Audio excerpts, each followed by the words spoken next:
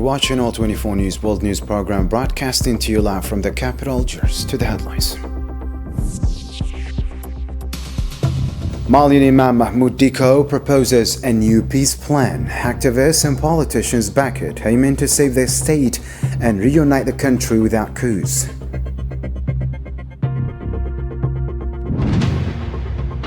Also not news, Western Sahara rejects Morocco's proposal at the UN, calling it a dangerous expansion. International voices demand rights for the Sahrawi people.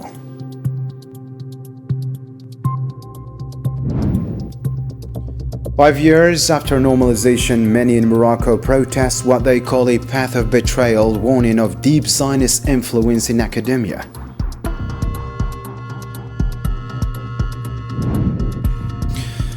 And later on, Sudan proposes a new peace plan requiring the disarmament of the RSF. Algeria backs Sudan's unity and condemns foreign meddling. The reports are straight ahead.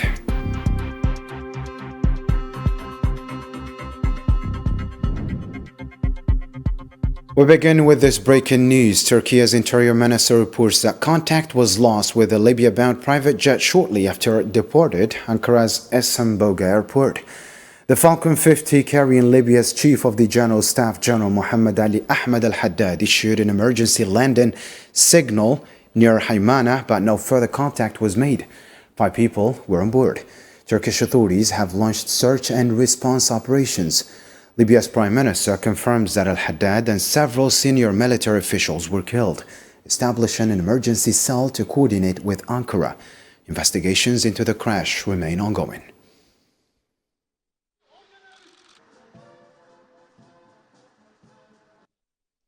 Libya's UN ambassador Tahar al-Sunni said the country's stalled elections stem from a deep political crisis, not a lack of solutions. In a post on X platform sharing his Security Council remarks for Libya's Independence Day, he noted that prolonged transitional phases and foreign interference have worsened the deadlock, blocking a settlement that meets the Libyan people's aspirations for lasting, legitimate institutions. ليبيا بذكرى استقلالها يوم 24 ديسمبر. Libya marks its Independence Day on December 24, and as previously stated, the Libyan crisis remains primarily political, rooted not in a lack of initiatives but in prolonged transitional phases, fragmented tracks, and continued external interference. Libya's stability is essential to regional stability, and any delay carries collective costs. Today, Libyans are paying the price of global rivalries, as their country has become an arena for international conflict rather than a purely internal crisis. أكثر مما هي أزمة داخلية خالصة. Moving on to other regional news, Imam Ahmed Dicko of Mali has unveiled a political initiative to break the country's ongoing deadlock and bring an end to the prolonged transitional period in Bamako. In a video shared on social media, Dicko announced the creation of a new political front, the Coalition of Forces of the Republic, bringing together Malian political actors living abroad. He called on them to unite and engage in the political process, which he says is key to steering the country out of its current crisis. I call upon everyone to rise up and unite, not against any group or individual, not with the intention of harming anyone, but to end the current situation in our country. Everyone is suffering. We cannot live in a homeland where people cannot freely express their opinions. Let us engage in dialogue. Let us disagree and compete amongst ourselves in a civilized manner. Let us pray to God for peace to prevail, for nothing can be achieved without it. Let us work for a homeland that enjoys security and peace, and this is my goal. Similarly, Imam Mahmoud Dicko has addressed the Malian people directly, framing his new political initiative as inclusive. He stresses the coalition is not targeted against any person or group. Instead, he is urging broad participation to resolve the nation's prolonged crisis. This is an appeal to everyone, both inside and outside the country. I support this initiative and call on everyone to participate and commit to it. I say this clearly and unequivocally. I'm not at odds with any party. It is a comprehensive appeal to everyone to end this situation. Malian political figures and activists have welcomed Imam Mahmoud Dicko's initiative, describing it as inclusive and in line with the aspirations of most Malians. In contacts with the Coalition of Forces of the Republic, several said they intend to join the effort to address authoritarianism, fix governance failures, and restore the state. They also urged the public to take part, calling the initiative a national responsibility and a collective step towards saving the country's future. I call on all Malians, religious and traditional leaders, political actors, civil society organizations, youth, women and citizens at home and abroad to join this coalition. This is not a partisan commitment, but a national duty. We bear a moral, historical and spiritual responsibility to rise up to save our country, preserve our values and build a future worthy of the sacrifices of our ancestors. The Polisario Front's UN representative Sidi Mohamed Omar has rejected statements by the Moroccan occupying power on Security Council Resolution 2797 related to MINURSO. In a letter to the Security Council President, he said Moroccan delegate mispresented the resolution during a General Assembly session, describing the claims as misleading. UN Security Council Resolution 2797 doesn't recognize any Moroccan sovereignty over the occupied territory of Western Sahara. Several member states explicitly classify this point in their explanations of vote. For example, Denmark and Slovenia confirmed that their vote in favor of the resolution doesn't constitute recognition of Moroccan sovereignty over Western Sahara, and that the adopted text cannot be interpreted as a decision on sovereignty. The Polisario Front's UN representative maintains Morocco's proposal can never be a just solution for Western Sahara. He reiterated that the UN General Assembly resolutions label Morocco an occupying power. He urges Morocco's plan explicitly rules out independence, a legitimate aspiration of the Sahrawi people. The so-called expansionist Moroccan proposal cannot be considered a basis for a just and lasting solution to the decolonization of Western Sahara. Morocco, as an occupying power, doesn't exercise any sovereignty or administrative authority over the territory. As an occupying power, Morocco's proposal undermines the inalienable right of the Sahrawi people to self-determination by predetermining the outcome and limiting it to single option autonomy. In a similar note, Sidi Omar warned that the expansion proposal is extremely dangerous, saying it would reward the Moroccan occupying state for its illegal use of force in Western Sahara, in clear violation of the UN Charter and the Constitutive Act of the African Union. This expansionist proposal is extremely dangerous, as it would reward the Moroccan occupying power for its unlawful use of force to occupy Western Sahara, in flagrant violation of the United Nations Charter and the Constitutive Act of the African Union. Accepting such a proposal would set a dangerous precedent in Africa and beyond. The UN Security Council is therefore obliged to act in accordance with the purposes and principles of the United Nations. The Norwegian human rights group RAFTO highlighted repression against activists in the occupied Sahrawi territories. In a statement Monday, it said the Moroccan regime is blocking peaceful expression on human rights issues and called for urgent international action to protect Sahrawi rights and activists.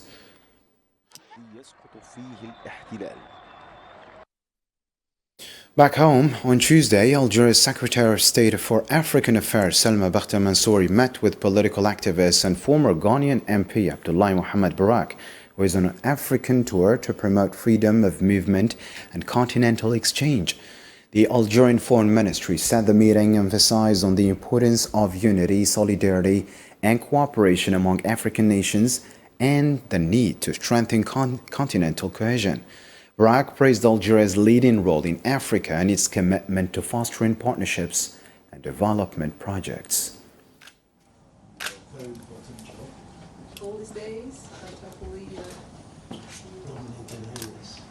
Algeria is a key partner in this, whole campaign.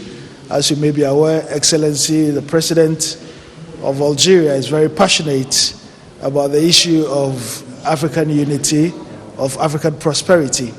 And so we are here in Algiers to convey our best wishes and to appeal to Algeria to join the countries of Africa to open up our borders to all African nationals as a way of promoting trade, as a way of promoting tourism, as a way of promoting cultural exchanges. Algeria is a beautiful country. It is the largest country in Africa. There's so much that Algeria has to offer the rest of the world. And we are hopeful that if Algeria also opens up for the rest of Africa, it would lead to job creation for African people. Construction of Tindouf's largest train station, part of the Bashar Tindouf Garj-Bilat mining line, is nearing completion ahead of its official opening.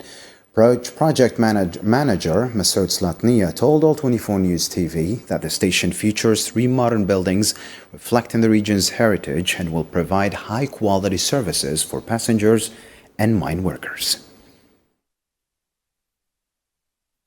Tindouf station is considered the largest of the 7 stations along the Bashar Tindouf Garj-Bilat railway, which is currently undergoing the final phases according to the work schedule. This station was designed by the National Agency for Studies and Monitoring of Railway Construction project, featuring a modern design while preserving the local character of the region. The station consists of 3 buildings. Since November 2022, the Algerian Investment Promotion Agency has approved over 19,000 projects worth $61 billion.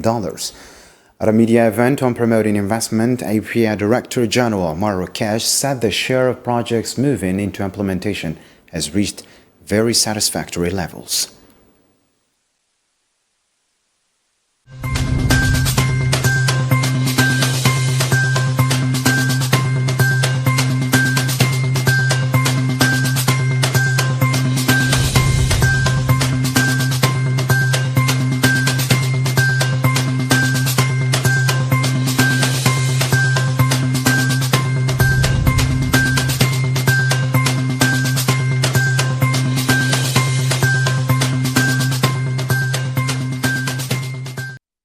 Algiers is hosting a 2-day national forum titled The Mosque of Algiers, a civilizational message in the age of artificial intelligence. This event brings together academics and specialists in Islamic and technical sciences to discuss how AI can support Algiers mosques' spiritual and educational mission, and highlights the role of technology in serving religious values.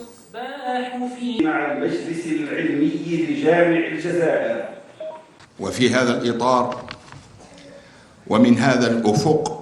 Within this framework and from this perspective, the importance of our symposium becomes clear. It is not isolated from the context or detached from the transformations, but rather falls within the core vision that the Great Mosque of Algiers holds for itself and its role. Then come the challenges of our current era, foremost among them artificial intelligence with its immense opportunities and real risks. We are faced with unprecedented tools capable of collecting and analyzing data, producing knowledge, influencing public opinion and shaping perceptions. This imposes upon us as religious and scientific institutions the duty of vigilance in dealing with these developments without morbid fear of them and without naive fascination with them. هذا الموضوع المهم جدا. This is a very important topic in the development and changes that has taken place worldwide in the field of digitalization today. If we talk about Islamic thought, if we talk about fatwas, if we talk about religious dialogue and other areas, with this digital development and with this artificial intelligence that has imposed itself, how can we deal with contemporary issues? How can we assert our identity as a religious and national identity, as an Algerian historical and cultural identity in the midst of this great transformation that has taken place? All the way to Morocco now, on the 5th anniversary of normalization with the Zionist entity, protesters rejected the Mahsen's approach, calling it a betrayal of the Palestinian cause and complicity in occupation crimes and producing no real benefits for the Moroccan people. Karim Faz-Zakri has more in this report. On Monday night, streets across Morocco erupted with protests as citizens marked the 5th anniversary of the country's normalization deal with the Zionist entity. Chants of "Down with normalization" echoed through Moroccan cities, sending a unified message of resentment toward the Mahsen regime. For many, the government's insistence on maintaining ties with the Zionist entity represents complicity in the occupation's ongoing crimes. The Moroccan Authority for Supporting the Issues of the Nation says this painful anniversary comes 5 years after the signing of the normalization agreement with the Zionist entity, in a context marked by escalated crimes against the Palestinian people, including genocide, displacement, and illegal settlements. For their part, protesters say their anger is fueled not just by solidarity with Palestine, but by what they see as the government's disregard for domestic needs. Many criticize the king and his entourage for pursuing normalization while failing to improve social or economic conditions at home, leaving Morocco isolated within its Arab and Islamic environment. According to statistics, since 2020, Morocco and the occupation have signed more than 40 agreements covering security, military cooperation, trade, scientific research, and tourism. Trade has grown from near zero to over $300 million annually, with a clear imbalance favoring the Zionist entity, gains that protesters argue have done little for the Moroccan people. For demonstrators, this anniversary represents a moral wound and a reminder of an ongoing responsibility. They insist the struggle must continue until normalization is reversed and Palestinian rights are secured, rejecting any notion that these deals serve Morocco's national interest. The National Action Group for Palestine held a protest outside Morocco's parliament in Rabat, marking the 5th anniversary of the normalization agreements and calling for an end to them. Protesters chanted against normalization, condemned war crimes and the Gaza blockade, and demanded open crossings, humanitarian aid, and the prosecution of Zionist war criminals.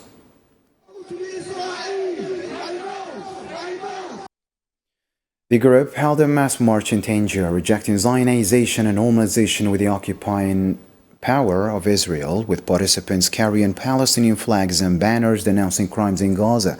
On the anniversary of normalization, the Moroccan Association for Human Rights urged educational staff and students to stay vigilant, called for boycott of exchanges with Israeli institutions, and warned against introducing normalization into schools.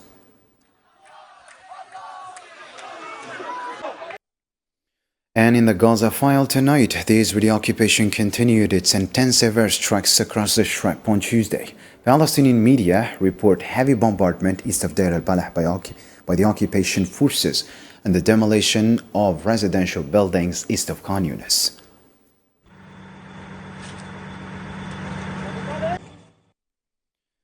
The Euro-Mediterranean Human Rights Monitor warned that occupation is using winter as an added weapon against Gaza's residents, urging immediate action to allow entry of temporary shelters. In a Monday statement, the Monitor said Gaza faces a looming catastrophe, with hundreds of damaged homes at risk and no safe alternatives, describing the siege as a tool of ongoing genocide targeting civilians.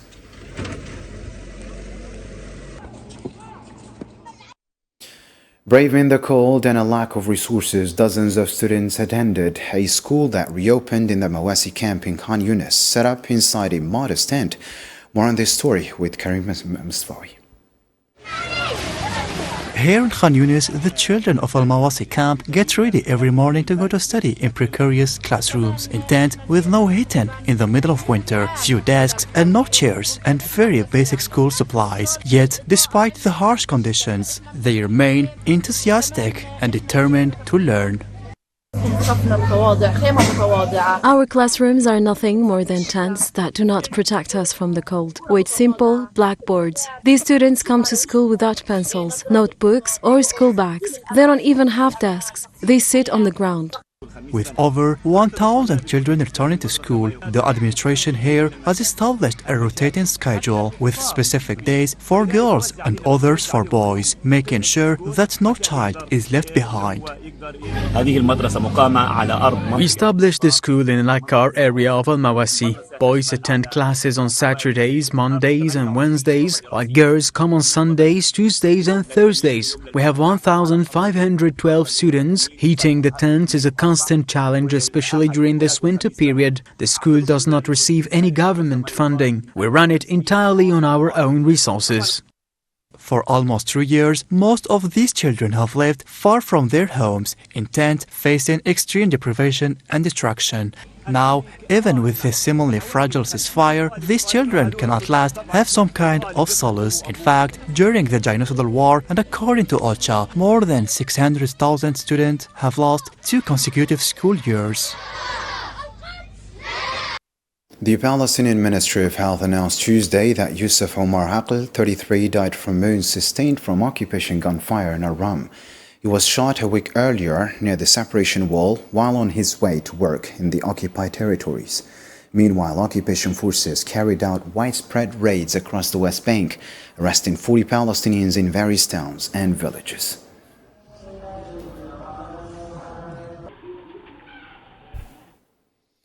Moving on to the war in Sudan, the Sudanese army said it has seized control of the strategic town of Aluba in North Kordofan after heavy fighting with the rapid support forces. Local media citing military sources reported intense clashes southeast of Al Ubaid along the road connecting North and South Kordofan, leaving the RSF with heavy personnel and equipment losses and forcing their retreat.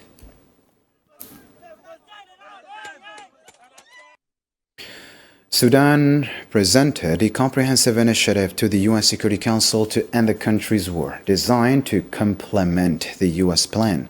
Prime Minister Idris Kamel told the Council Monday that the initiative offers a realistic, implementable framework for national reconciliation, emphasizing it is not imposed by any party and aims to end the cycle of violence, not to win a war.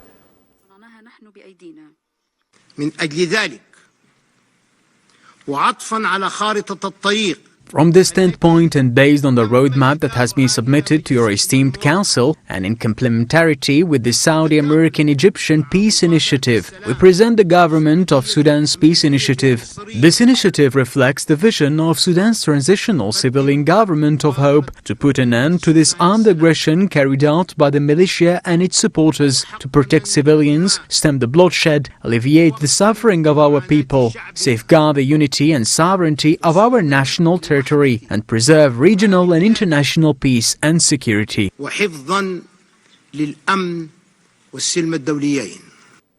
Sudanese Prime Minister Kamel Idris called on the international community to support his country's recovery, urging the Security Council to sponsor a comprehensive ceasefire and oversee the withdrawal of disarmament of militias under international monitoring.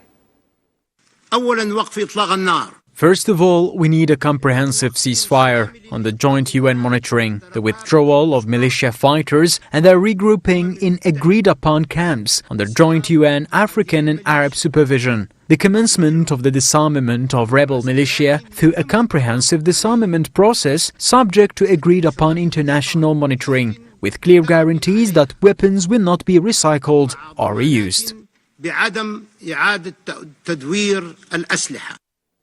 In a Security Council briefing on Sudan, Algeria has condemned clear condemnation demanded a clear condemnation of foreign interference in the conflict. Algeria's UN representative Ammar Benjama stated that external parties fueling the war must be held accountable.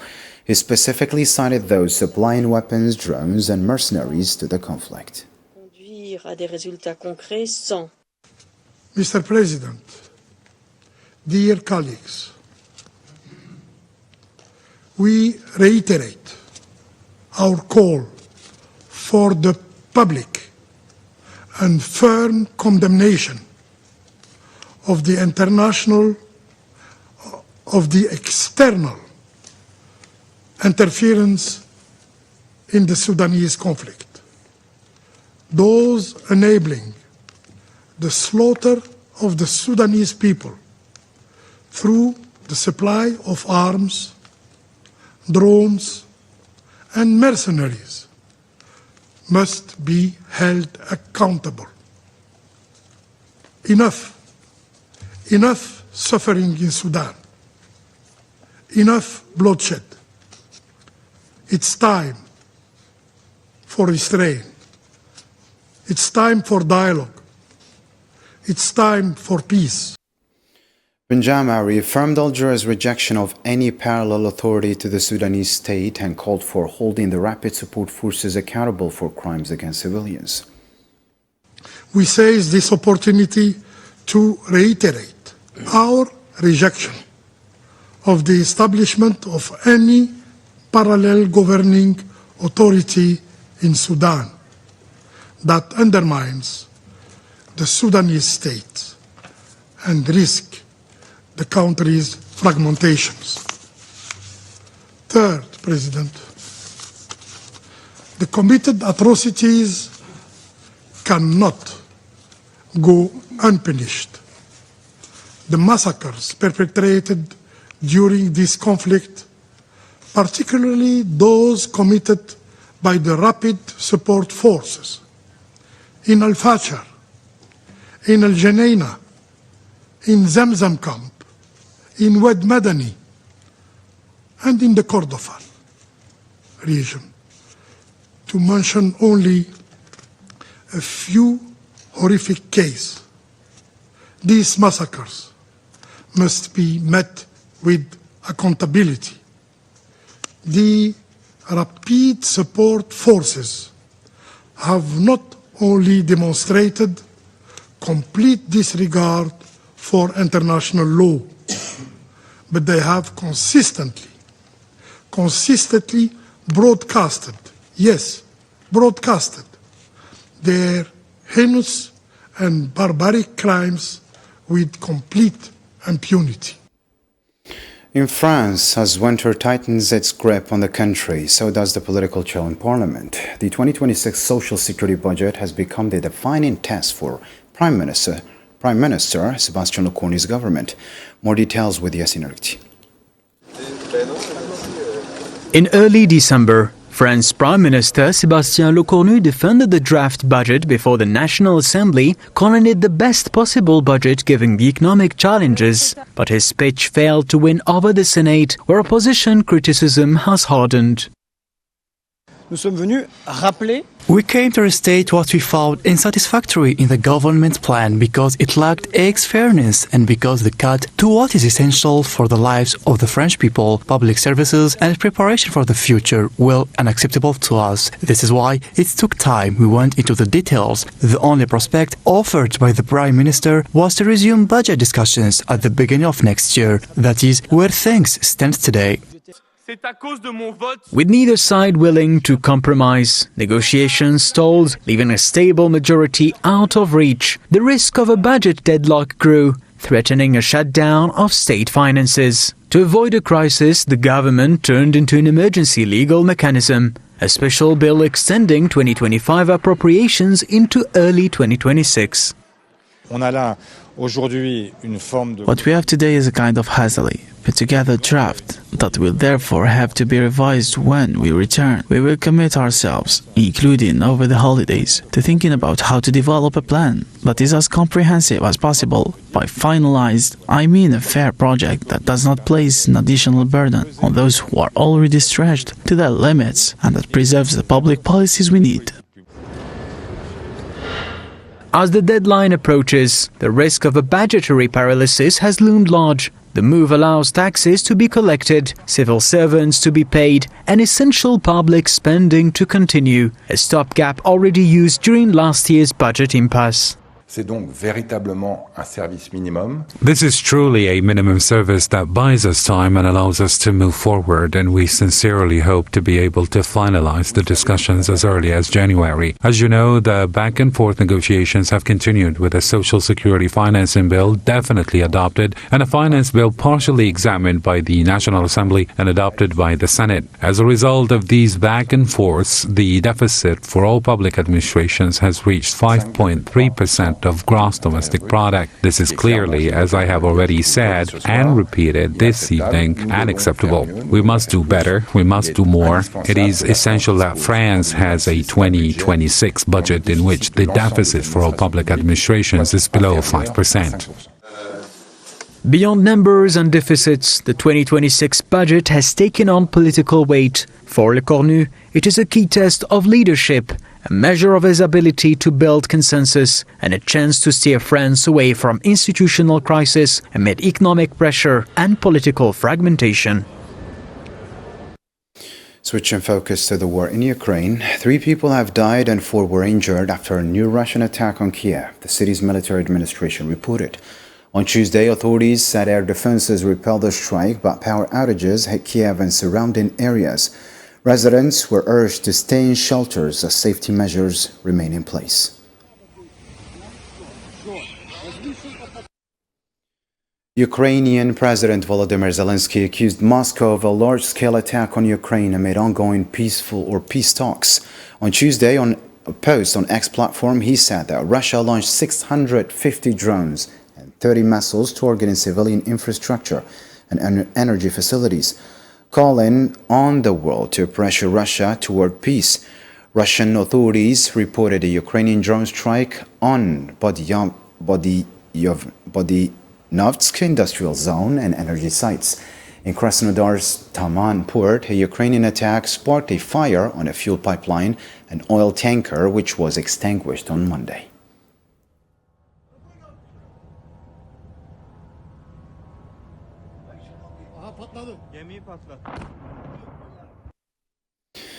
To another global news story. Tensions are rising between Caracas and Washington after the United States seized Venezuelan oil tankers and imposed a naval blockade.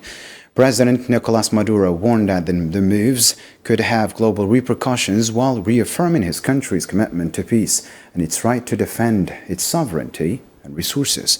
Here's Sofian Kantari. The White House has amplified tensions against Venezuela in recent weeks, with President Donald Trump repeatedly refusing to rule out an American ground invasion and predicting ominously that longtime strongman Nicolás Maduro's days are numbered. For his part, Maduro delivered a message through Foreign Minister Ivan Dill to Latin American and Caribbean leaders, as well as UN member states, stressing that Venezuela will act within international law to protect its territory, maritime trade.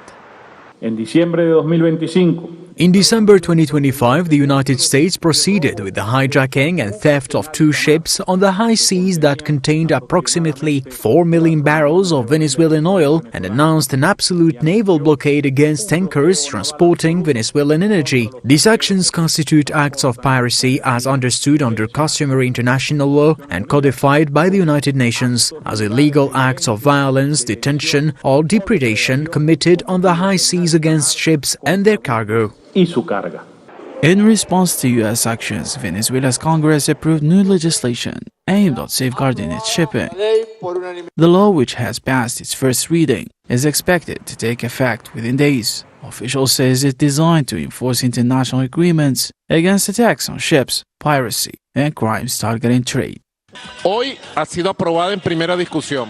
Today has been approved in first discussion and surely tomorrow will be approved as law of the Republic, a special law to enforce global agreements that prohibit the assault of ships, piracy and all crimes against international trade. Law is called Law to Guarantee Free Navigation and Trade Against Piracy in the Seas of the World. It is a law of great power.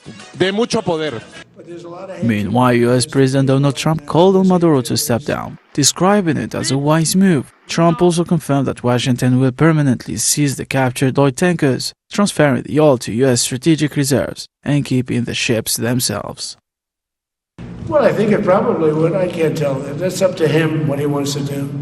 I think it would be smart for him to do that. But again, we're going to find out. Look, Venezuela did terrible things to the United States. They sent hundreds of thousands of people, millions of people into our open border. They sent their criminals, they sent their prisoners, they sent their drug dealers, they sent their mentally insane and incompetent people. As Caracas and Washington dig in, the standoff over Venezuelan oil underscores a broader clash over sovereignty, resources, and regional influence, with both sides refusing to back down. The Caribbean finds itself on edge as the dispute could ripple far beyond the region. More international news stories with Selma Nassib in the News in Brief.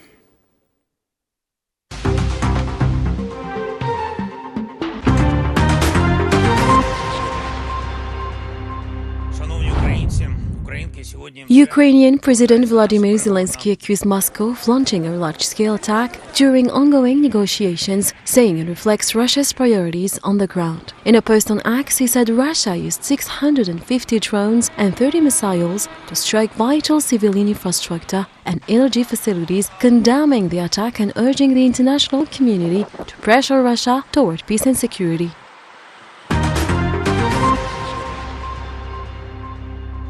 U.S. President Donald Trump announced that Washington will permanently retain oil tankers seized off the coast of Venezuela, saying the oil could be transferred to U.S. strategic reserves and that the ships themselves would also be kept. He also renewed his call for control over Greenland, stressing its importance to U.S. national security.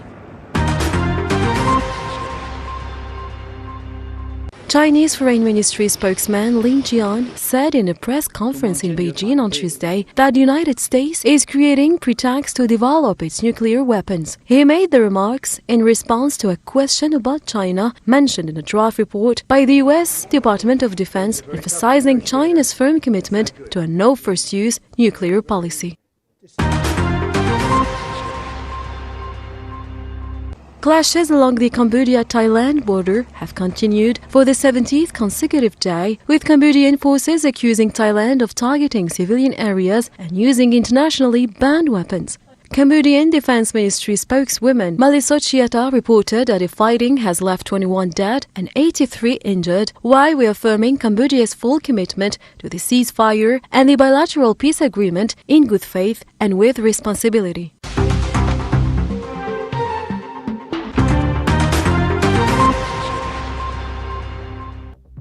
That's the end of our news program. Thank you for watching. Have a good night.